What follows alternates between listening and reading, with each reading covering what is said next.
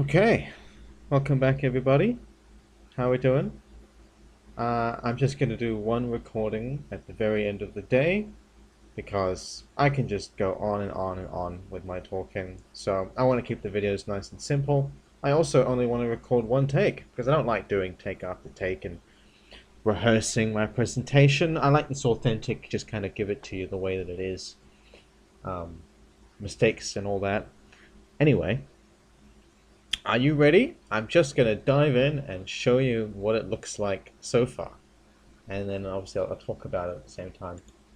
So I've set the player's speed to be incredibly fast. And this tile is going to be what our city will eventually look like. So it's bordered by the city walls, and we have the 4 gates to the city. And for some reason the sun sets in the north. I found out I've managed to orient myself a bit better. So this tile right here, this is the road that goes north tile. And it kind of repeats itself all the way north in the same way that I only have one grass tile repeating itself.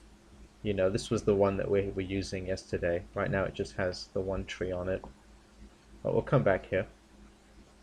And you might be wondering, why is there this white square in the middle here? And that is because there's going to be certain squares that are sprinkled around the island, which will either be like an abandoned fortress, or like an entrance to a cave system, or maybe an entrance to some ancient ruin. So there's 10 of each, so there's like 30 dungeons on the island, 10 of each type, and this is one of them. Because I haven't obviously made tiles for those. They don't need to worry about rotation. What I've been doing is making sure the rotations are correct. So this one faces this way, and you know, this one faces this way, stuff like that. Make sure they all rotate properly. And you'll see, I'm not completely done, because the most annoying rotations are those corners for the coastline. So the road that goes out of the city always ends on this large circle. Not very large, smaller than the city, but basically there's a small town. So there's 4 small towns that extend out from the city, and the distance that they are from the city is sort of random. It's like between 2 numbers. I can't recall which numbers they are, but yeah, the distance changes.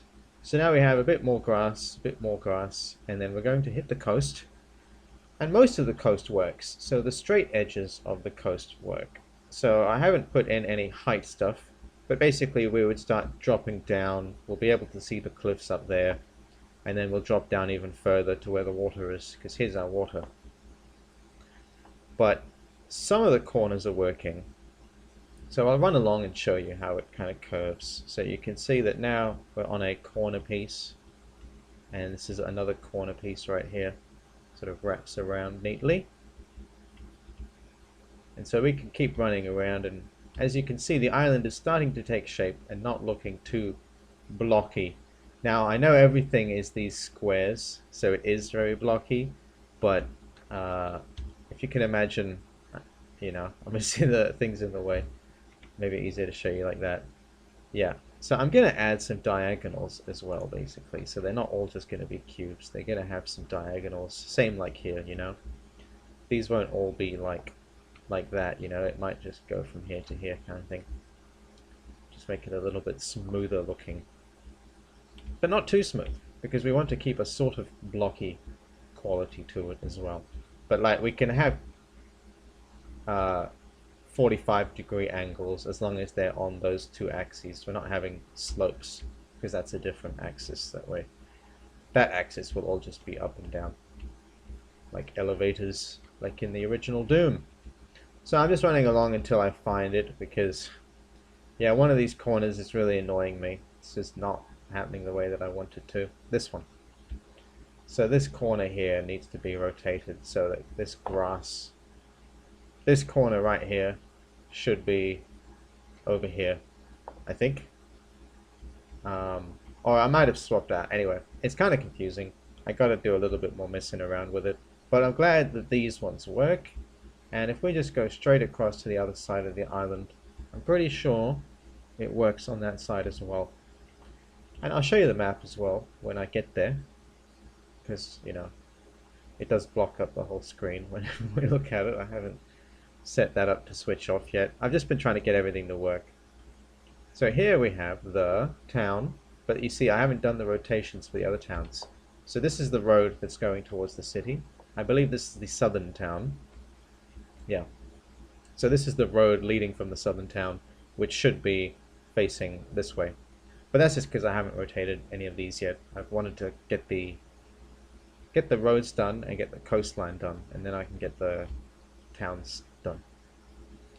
Thankfully, the city doesn't need to be done because it's right in the center, so that's a bit easier. But let's keep going. There's another ancient ruin, or possibly cave or dungeon. There's another one. That's why I'm going to show you the map afterwards, so you can kind of see how sprinkled it is and how much of the grass we have. But I mean, you're already kind of getting the idea. Right now there is quite a lot of grass, so I could always adjust the numbers, like on how many of them there are. But as you can see, the straights all kind of work. So the straight for this side of the coastline is working properly. It's really just some of the corners that are a bit funny. Let's have a look at this one, its corners. See if they're broken as well. Yes! So that one needs to go from here to here. Where is it? It needs to rotate like twice, that one, I think.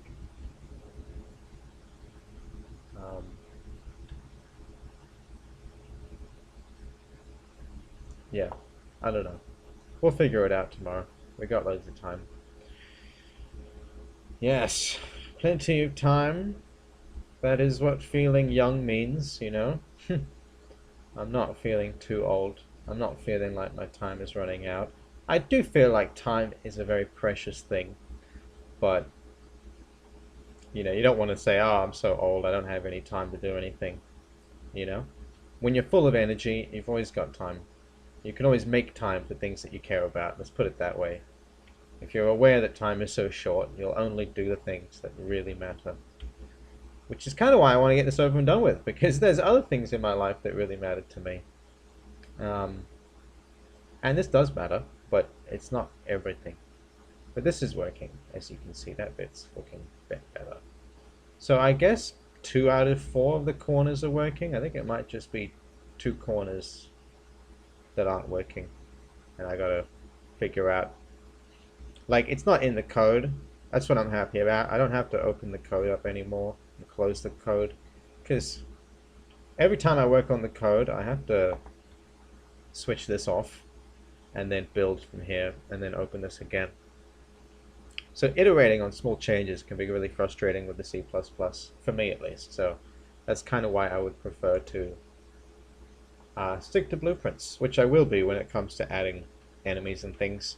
But I think the only thing that's left with this system is that we need to find some way to save and load. So phase 1, saving and loading the map that we generate, because we generate that texture. And once that's saving and loading, because right now I just have it set up, so we'll just make a new one at the beginning of play. So whether you save or load doesn't matter. It'll always generate a new map. But then the second bit, which is a little bit more complicated, is that we need to have an array of pixels we've generated for this playthrough, so that when I go over here for the first time and I generate that type of tile, I need to save that so that when I go away and then when I come back, it knows, oh, we've been here before, let's choose that tile again. Because there might be like 4 different versions of this road, you know, and we don't want it to, the shape of the road to be changing inside the play. Like when you start a new game, yeah, the road will be a bit different, but not during one playthrough. So yeah, lots to do, as you can see, with the saving and loading. But now that we're back in the middle again, let's find that. So there's the sunrise, and the sun sets in the north. So yeah, that's what it looks like, and I'll show you. As you can see, there should be, there it is, this dark blue right here. This is one of the so all the things that aren't like right on the edge, some of them are kind of on the edge, but you can sort of see the pattern or shape. So let me see. and do it that way. So this and this one here, these are our ancient ruins. This is a ruin, cave, cave, cave, fortress, fortress. I haven't quite figured it out, like what color is suitable for which one, and how many we should have, because maybe we could have a couple more, you know. It's alright if they're up against the edge, because here we have the straights, here we have a corner, and then straight, corner, straight, corner, corner, straight. Kind of like that. You can see here it's a bit easier with the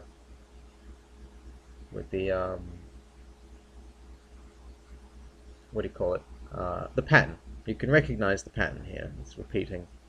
And we have each road, and we have each town, and we have the city, and then we have the 3 different types of dungeons for the player to explore. But I had a little bit of a eureka last night where I was thinking about how it's going to get even more complicated and difficult, and how am I going to deal with that. And basically what I'm thinking is that this is an overworld, so there's not really a lot to do here except enjoy how pretty it looks and maybe a little bit of interaction with some things. But it's not going to be combat heavy because we have spaces designed for combat. So when we go here, we'll enter a place, and then in there we've got a concentrated, this is a place for a lot of combat to go on. That's how I'm thinking about it anyway, because like if you're here and you're getting attacked, you can kind of just run away, and as soon as that level gets unloaded, any enemy that was following you will probably get unloaded. So trying to fix things like that, it just gets kind of hard. And I don't want this to be hard. I want this to get done really, really quickly. So, because I don't like taking ages, and I don't like telling people I've never published a game. I will publish this game. Whether it's a fun game for other people to play, I'm not sure, but like, I just want to get it done, you know? I think it'll be great fun, for me at least, to go through the process all the way to the end and have it released. So I'm not really working with the level streaming stuff because I did have a go with that and it was a little bit too complicated. So we're just keeping the actors right now. And I also thought, yeah, the reason I want to fill the world with so many sprites is because I'm scared of putting in really interesting geometry.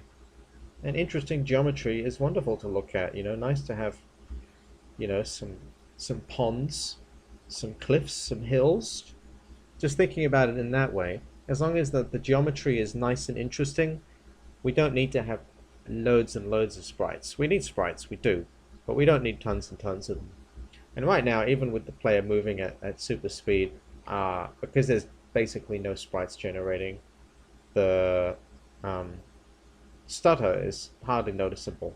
But it's not so much sprites, it's more any actors besides the mesh getting generated. So, you know, maybe I'll think of a different way to generate actors that are on the meshes, but for now I kind of just want to put them all into one so that it all just loads the way that it loads. And yeah, the city will be interesting. But that's also why you might have noticed, originally it was 256 by 256, but I've moved it all down to 128 by 128, because that also keeps it all more cozy and contained. Yeah, that's all I have to say. Thanks for listening. Hope you all have a lovely day or night. Bye bye.